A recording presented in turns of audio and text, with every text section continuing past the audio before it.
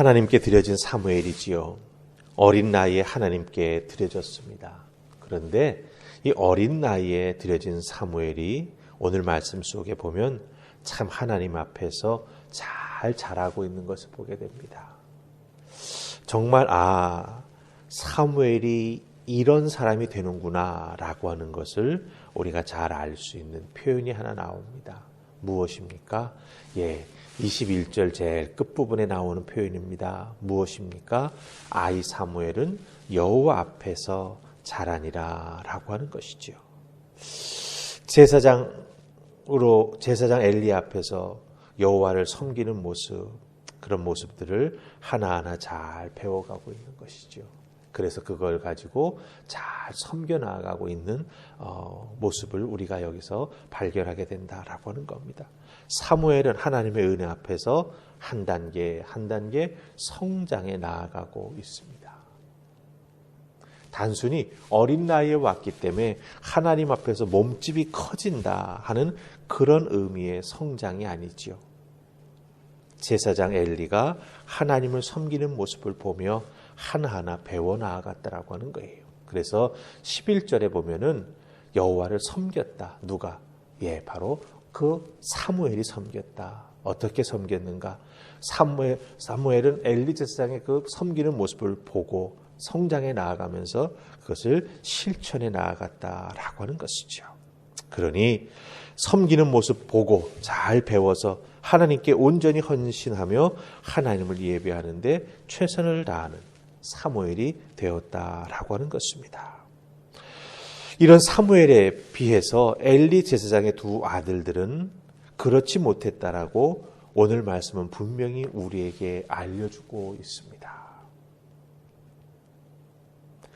제사장의 아들로서 평생 아버지의 모습을 보면서 여기까지 왔습니다. 아버지가 어떻게 하나님을 섬기고 어떻게 하나님 앞에 신실한 하나님의 부름받은 믿음의 사람으로 서 나아가는지를 평생 보고 왔지요. 그런데 그렇지 못합니다. 마치 제사보다 제밥에도 관심이 있는 그런 두 아들 홈니와 비느하스의 모습을 우리가 여기서 발견하게 된다라고 하는 것이죠. 자, 이 홈니와 비느하스에 해당되는 여러 가지 표현이 오늘 말씀 속에 나오고 있습니다.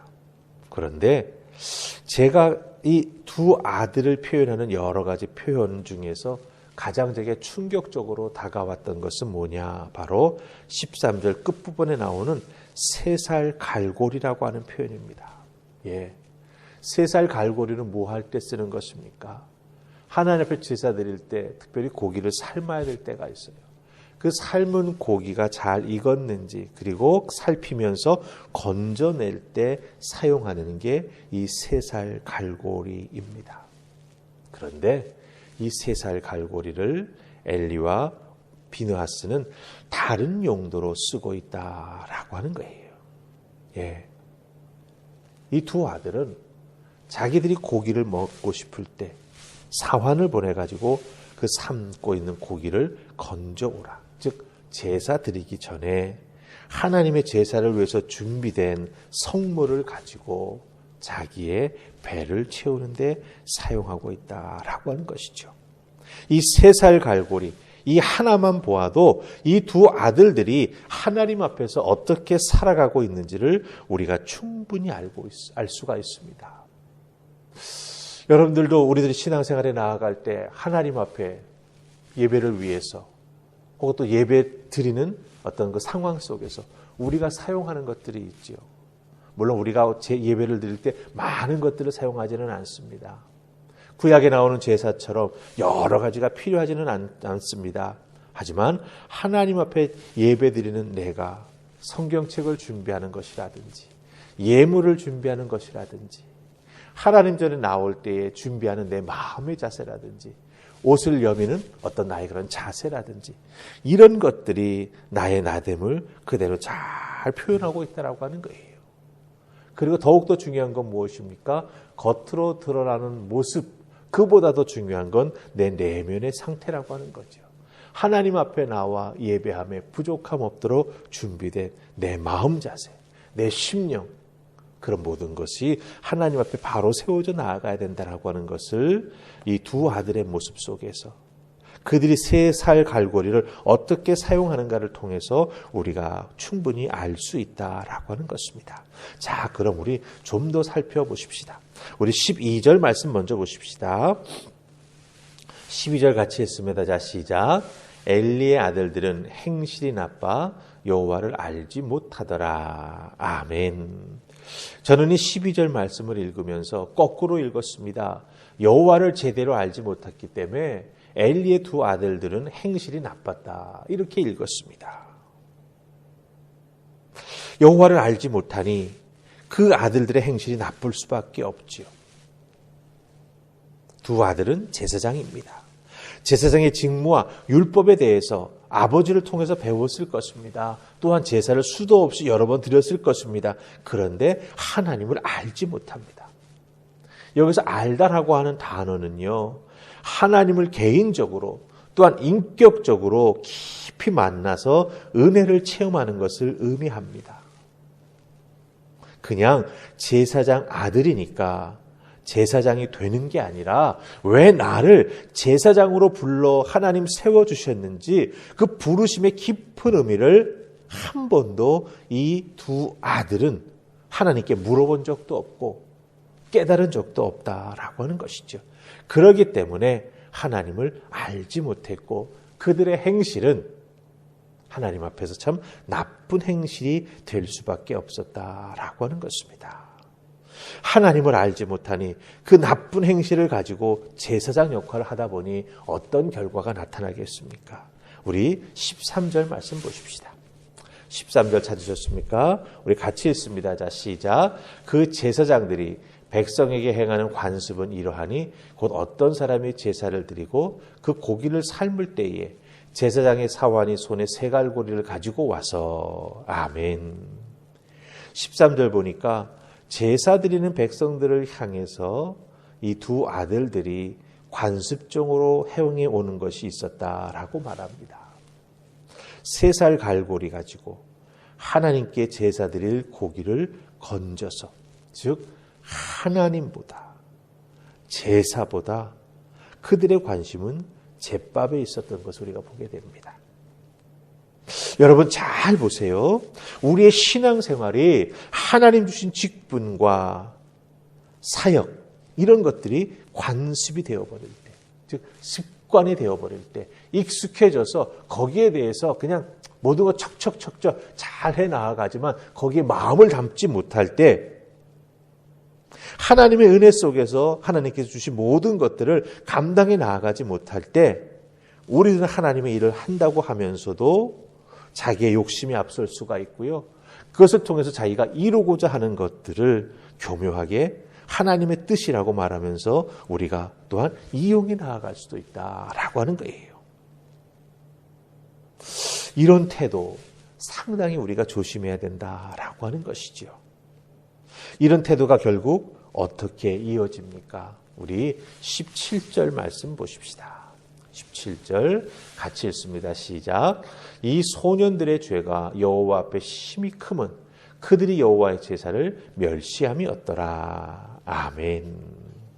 자, 결국 이 두 아들의 행하는 모습들이 여호와 하나님께 드리는 제사를 멸시하는 것이다. 이렇게 성경은 딱 규정을 하고 있습니다.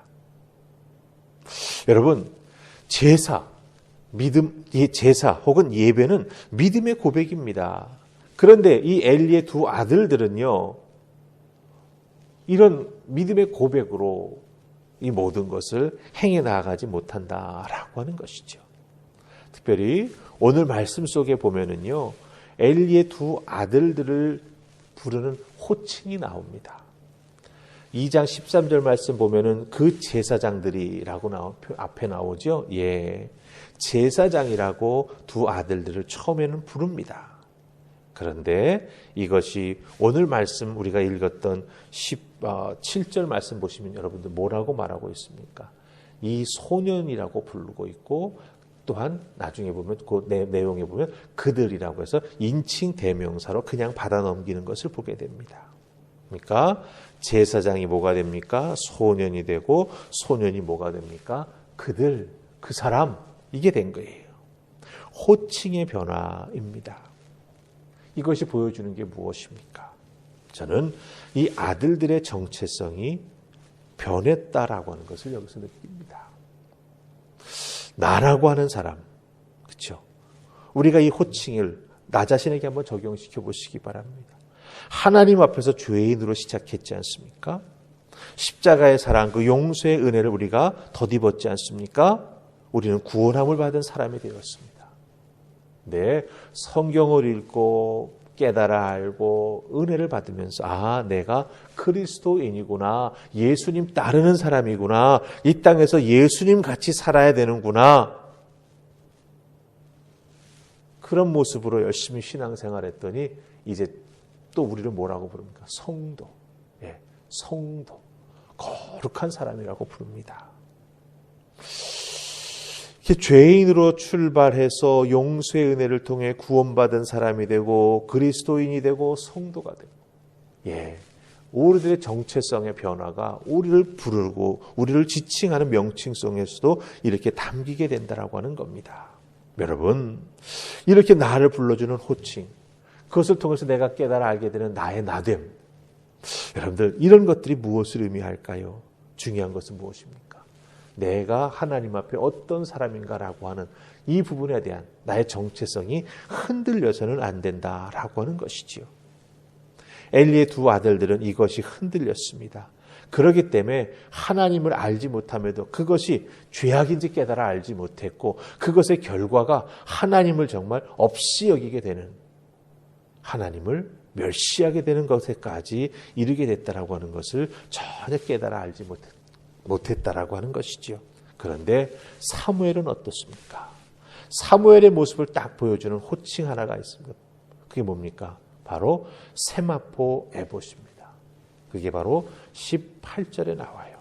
두 아들들은 3살 갈고리로 딱 표현이 되는데 사무엘은요, 세마포 에봇, 예, 하나님을 섬길 때 입는 옷이지 않습니까? 예. 사무엘은 이것을 입고 하나님을 열심히 섬겼다라고 하는 거예요. 그래서 21절은 뭐라고 말합니까? 여호와 앞에서 자라갔다. 여러분, 우리의 육신의 나이가 아무리 많이 먹어도 중요한 건 무엇입니까? 예, 이렇게 성장해 나아가야 된다라고 하는 거예요. 나의 나됨을 알고 세마포 에봇, 그리스도인, 성도, 집사, 권사, 장로, 얼마나 중요한 것입니까? 이것을 우리가 놓쳐서는 안 된다라고 하는 것 꼭 기억하시고 여러분 마음속에 하나님을 경외하면서 하나님을 위해서 맡겨주신 사명들 잘 감당해 나아가면서 언제나 하나님 앞에서 나는 믿음의 사람, 나는 세마포 에봇을 입은 사무엘처럼 하나님을 섬기는 사람, 그 섬김을 통해 하나님 앞에 인정받고 하나님 앞에서 믿음이 성장해 나아가는 사람, 이런 귀한 신앙의 모습 꼭 지켜나가시기를 주님의 이름으로 축복합니다. 아멘. 기도하십시다. 좋으신 하나님 은혜 감사합니다. 오늘 주신 말씀 속에 엘리의 두 아들들과 어린 사무엘이 대조가 되는 것을 보게 됩니다. 나의 나됨 얼마나 귀한 것인지, 그래서 지켜나가는 것이 얼마나 또한 복된 것인지 다시 한번 깨달아 알게 해주셨사오니 하나님 앞에 그리스도인으로서 거룩한 성도로서 하나님 주신 사명과 직분을 참 귀하게 여기면서 잘 지켜나가며 사무엘처럼 열심히 성장하며 섬겨나가는 우리 모두가 되게 하여 주시옵소서. 도우신 은혜 가운데 하늘 파평교회 속해 있는 모든 믿음의 식구들이 하나님께 영광 돌리는 삶, 하나님을 귀하게 여기며 헌신해 나아가는 섬김이 있기를 간절히 소원하옵고 예수님의 이름으로 기도하옵나이다. 아멘.